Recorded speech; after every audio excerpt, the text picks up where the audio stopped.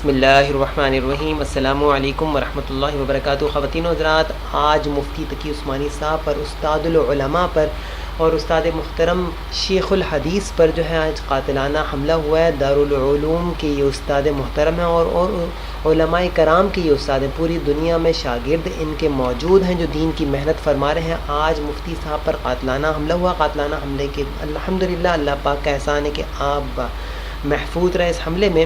اس حملے کے بعد آج مفتی تقی عثمانی صاحب کا پہلا چھوٹا سا بیان ہے۔ قاتلانہ حملے میں بچ جانے کے بعد دارالعلوم کے شیخ مفتی تقی عثمانی صاحب نے کہا کہ حملے کے وقت کچھ اندازہ نہیں ہو رہا تھا کہ کیا ہوا، اللہ کا شکر ہے حملے میں میں محفوظ رہا اور اہل خانہ بھی محفوظ ہیں۔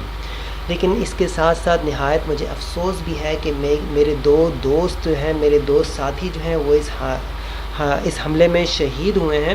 حملے کے بعد میڈیا سے گفتگو کرتے ہوئے انہوں نے کہا کہ حملے کے وقت اہلیہ اور دو پوتے بھی ساتھ تھے، الحمدللہ اللہ کا شکر ہے کہ سب محفوظ ہیں۔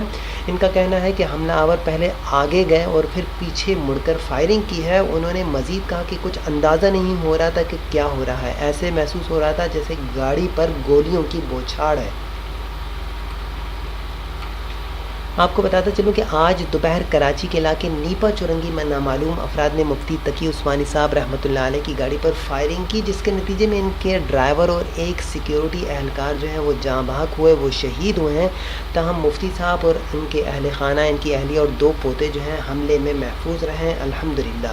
اللہ پاک تمام مسلمانوں کی حفاظت فرمائے، اللہ پاک مفتی صاحب کی جان میں، عزت میں، مال میں برکت عطا فرمائے، اللہ پاک ڈھیروں خوشیاں نصیب فرمائے، تمام مسلمانوں کی حفاظت فرمائے۔ السلام علیکم ورحمۃ اللہ۔